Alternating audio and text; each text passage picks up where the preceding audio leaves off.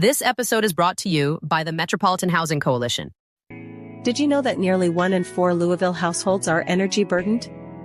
The Metropolitan Housing Coalition's Every Home program continues to build bridges between affordable housing and affordable utilities. No more than 6% of your income should go toward energy bills, but many families pay far more. High energy bills can force families to choose between keeping the lights on and buying groceries, a choice no one should have to make. Together, we can make every home safe, healthy, and affordable. Learn more and get involved at everyhomelou.org. So we're here today with Dr. Craig Blair of Peaceful Bluegrass Resistance. Dr. Blair, welcome to the state of Kentucky. Thank you. Thank you for having me. Thanks for asking me to be on. Well, I'm just fascinated by the fact that just sort of like out of the blue, you're not, I assume, what one would call a professional organizer, and yet just sort of out of the blue, this group rose up from the grassroots and is really being very active. Tell us more about Peaceful Bluegrass Resistance and how it came to be. Yeah, it's really been, just kind of happenstance that it, came to be and that I had the time to do it. Like I was telling you, I'm a veterinarian here in Lexington. My wife and I have owned this. I've worked in this small business for 30 years full time. We've owned it for about 10 years now. And again, full time, 40, 50 hours a week. And just the past couple of years, I've started to cut back a little bit. I've had some problems with my hands. I can't do surgery anymore. So we've got 2 full-time doctors in, and I've cut down to 3 days a week. And I, prior to our democracy being attacked, I had, started doing some other hobbies. I'd taken up bonsai, working on bonsai trees, and I've always hiked a lot and camped, and so me and my dog were out in the woods a lot, and so it just so happened that when this administration decided to attack our democracy, and I had some time to devote to it, and my wife and I have always been politically minded. We campaigned for Obama in both his campaigns. We went up to Ohio and canvassed for him. And so we've always been politically minded, but probably not as involved as we should be. Again, it just so happened, when Trump won the second time, honestly, for a few weeks, I was just kind of despondent. I just had to turn off the news, and, I didn't listen to, the radio anymore. I wasn't keeping up with the news and stuff. But then when he took office and started his wholesale assault on democracy and our institutions, USAID and the State Department and everything else, I would come home and, my wife would tell me the horrible headlines that she had read. And then I would start doom scrolling along with her. And one evening I came in, after a long day at work. It was a Friday evening, so it'd been a long week at work. I was a little tired and frustrated from that. And then, started doom scrolling, and she told me the horrible headlines that she'd read that day. And finally I was like, I can't do this. I can't sit here anymore. I just can't sit here and watch it happen. And so the day before, actually, on that Thursday afternoon, I had seen a group of elderly activists here in Louisville, or in Lexington, be escorted by the police out of Mitch McConnell's office here in Lexington. Right. And that was kind of the last straw for me. I was like, they went in there to see their legislator. They weren't doing anything. All they asked was to see, someone in his office, and they called the police, And so I called a friend of mine, and I said, we should go do a sit-in at Mitch McConnell's office Monday morning. And so that's kind of where it all started. He called a few friends. I called a few friends. We decided, it didn't seem like we were going to have enough people to really have a good sit-in. And so we decided it might be better just to picket his office. And it just so happens his office is on Harrodsburg Road right there at New Circle. And so there's a lot of traffic that goes by there. So, we went out with our signs on that Monday morning, and it was amazing, the response that we got from the traffic. We were there from, I think, 9 to 12 Monday morning, and just the positive response we got from traffic, and just the 8 of us being out there together. We'd been so hopeless and despondent for all these weeks since the election, and for the first time in a long time, we were laughing, we were talking, we felt hopeful ourselves, and then we were Right. kind of feeding off the positive energy we were getting from the traffic, and we were like, well, that's all great. We finished and went our ways, and later that day, I got a text from a client of mine who had driven by, and she said, "Hey, Dr. Blair, if that was you on Harrodsburg Road, let me know if you're going to do anything else. I'd like to get involved." Hmm. And so I figured I'd make a Facebook group to organize some stuff, and that was it all kind of went from there. And so here we are, 160 days later. We've got almost 3,000 people in the Facebook group. Wow. We've held over 110 protests, and so that averages about one protest every day and a half. At one point, we were averaging a protest every day. I think that was around the 80-day mark. We were averaging one protest a day. And yeah, I mean, like I said, it's just, we kind of caught lightning in a bottle. I had the time to do it. I had the, energy to put into it. Like I said, I had pulled back from the clinic, and I was, I had this kind of surplus of time and energy, and this certainly has taken that plus some. So Yeah, I would say so. 3,000 members in your Facebook group. That's that in itself is striking. yeah, Um, yeah. have And you? initially, Go ahead. I was just going to say, initially I wanted the membership to be just Central Kentucky. We had membership questions. You had to request, you had to be invited to be a member. And I really was picky about who we were letting in. We wanted to make sure they were people from Central Kentucky that were going to come out and protest. And so it grew kind of slowly there initially. And even today, honestly, we have 40 to 60 people that come out routinely to protest. But what we found was that as we held our events, and people got wind of what we were doing, we started getting requests from other areas, and now we have members from out west, Arizona, Idaho, Iowa. I've talked to people in the Carolinas that want to replicate our group, what we're doing here, and there are a lot of organizations out there, political organizations out there, but there aren't a lot that are doing these small roadside protests like we're doing, Mhm. and that's really, I felt like, not only did I want to do it to make me and my friends feel a little bit better, but I wanted to do it to educate the community about the atrocities that are going on in this administration, if there's anybody who isn't aware. But so that was, my main goal was to raise awareness of what's going on, and to let people know that there are other people that feel like them, so they can come, get involved with us.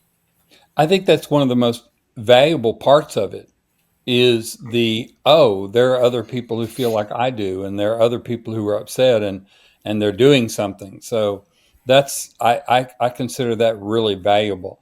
I have to ask, since you mentioned that you've sort of expanded the limits outside of Central Kentucky, do you have members of your Facebook group that are in other parts of Kentucky, Western or Eastern?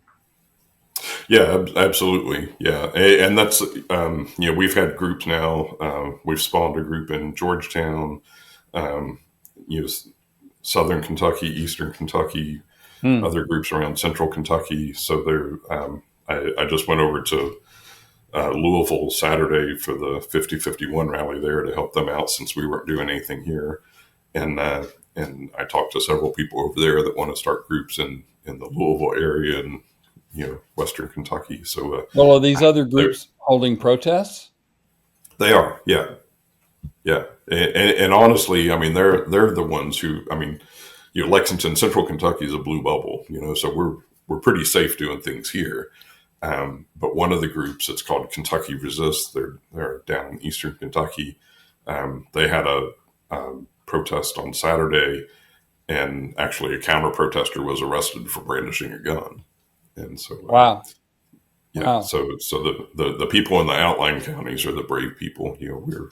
We're doing our thing here in Lexington, and we have had that. We have four regular scheduled weekly protests in Lexington, Mhm. and for those, I looked at traffic data, and trying to find intersections that are busy, that have good, safe, relatively safe intersections where we can protest, and also that have accessible parking. So that's kind of tricky to find, and Mhm. but we've identified four of those. So we do Mitch's office on Harrodsburg Road on Monday mornings. We do the VA hospital out at Leestown. We have a group of veterans that wanted to do something to support veterans and raise awareness of veterans issues. So they're out at the VA on Leestown Road from 12 to 2 every Wednesday. Um, we're at Fayette Mall on Thursday afternoons from 4 to 6 during rush hour. And then on Saturdays, we're out at Hamburg at the intersection of Man of War and Sir Barton Way from 1 to 3. Wow. So And how many do you have, like, normally? You said you've got 60 something people who normally protest. How many do you have at these protests, just average? it depends on the day, on the site, really. Just at I just came from the protest at Mitch's office, and we had 20 people out there this morning, which is a good Mm. number for that site. Very typically out at Fayette Mall on Thursday afternoons, we'll have 30 people or so. Wow. The most we've ever had at a roadside protest was out at Hamburg on a Saturday afternoon. We had 66 people out there. Mm.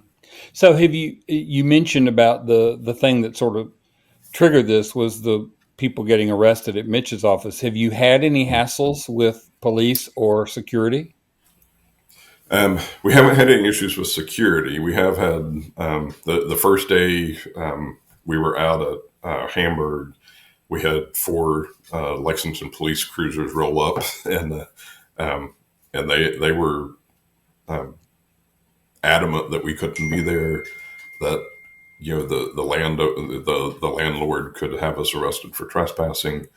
And a lot of this is just like with any other kind of protest, is knowing your rights. And Hmm. so, when I saw the cruisers rolling up, I walked over that way, and I greeted them, introduced myself, and and when they told us that, I was like, actually, this is all protected First Amendment free speech. I said, we're on a public sidewalk. We're not blocking traffic. We're not blocking pedestrian traffic. We're not blocking commerce. That's the big thing that has come up with our interaction with the police is whether it's downtown at the courthouse or wherever we are around town. They're like, well, you can't block commerce. So, which in a capitalist society, I understand that. Um, but once they know that we know our rights, they kind of step back a little bit, and we've Mm. developed a pretty amicable relationship with them.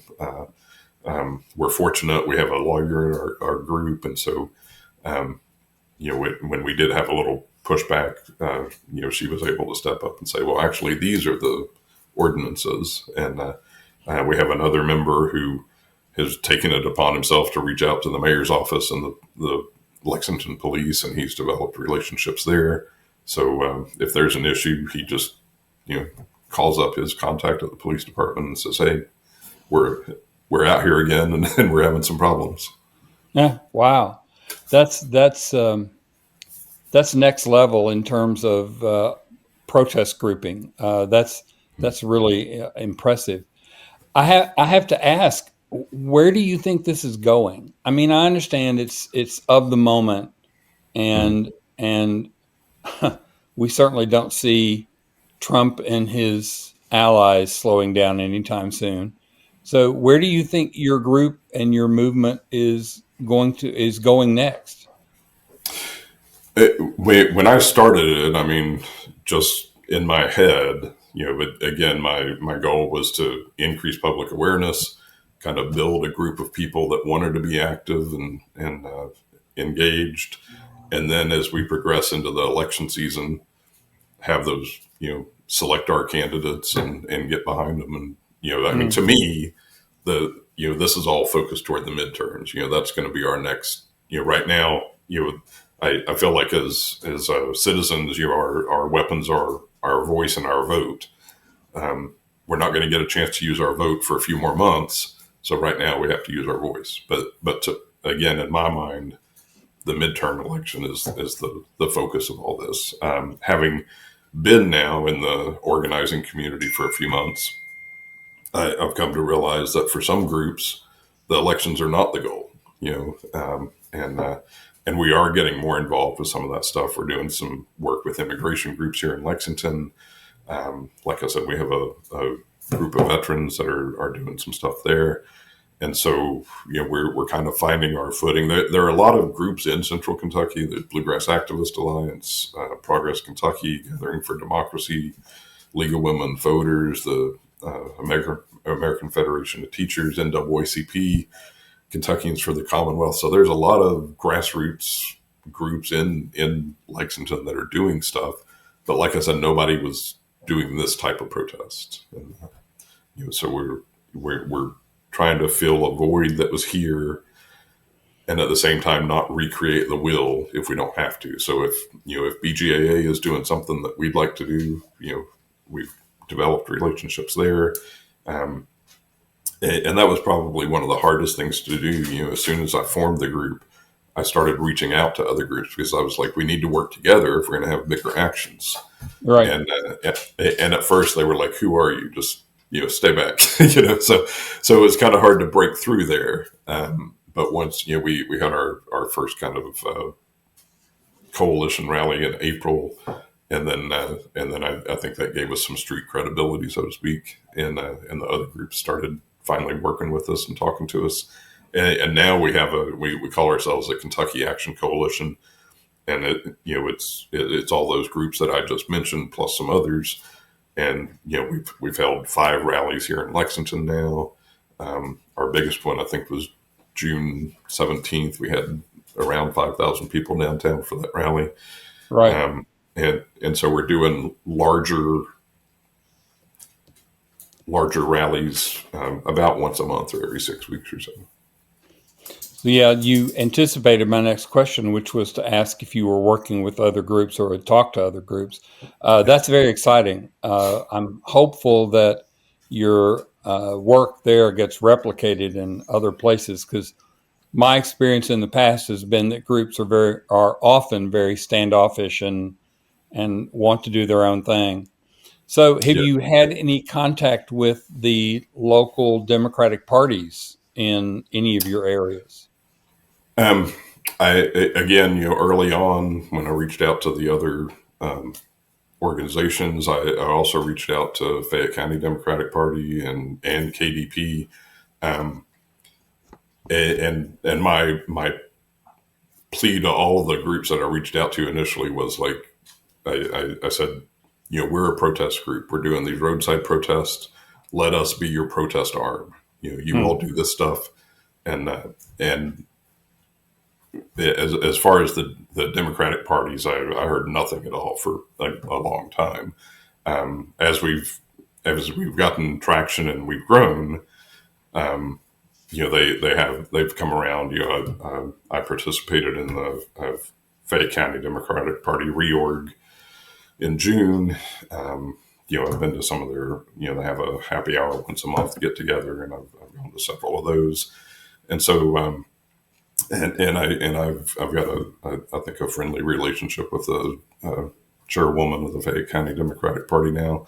So, it's just a matter of, again, I understand that, you come in as a complete unknown, they may not want to get real cozy with you right away. Sure. So there are 2 questions I usually end every interview with. The first one is there anything that you wanted to talk about that I haven't asked you about? I don't think so. No. I always emphasize, that it's not me. It's if it weren't for the people in the group, I would be standing out there on the road by myself like a crazy man. So, it really just, it was just an opportune time. And I think people were looking, people were looking for this. We have a lot of people that will come out to protest for the first time, and they say, I've wanted to do something like this, but I didn't know where to do it, or I was afraid to do it myself. Sure. Our artist in the group, she's designed all of our banners and some of our special projects and stuff. She and her husband, actually, before they joined our group, they would just go to the end of their street with signs, the two of them, and protest. But a lot of people aren't brave enough to do that on their own. Right. So, we've given people a safe place to come. And I, to me, that, that's a big responsibility, because most of our members are older white people, many of them retired. And so I feel an obligation to make sure that they have a safe space to let their voices be heard. And so, we're very adamant about being nonviolent. We've talked a lot recently about de-escalation, and there's so much in the organizing community. I've read so much in the past few months, and I'm trying to learn as much as I can about how to keep ourselves safe and how to not escalate a situation, and so many things that you don't think are escalation.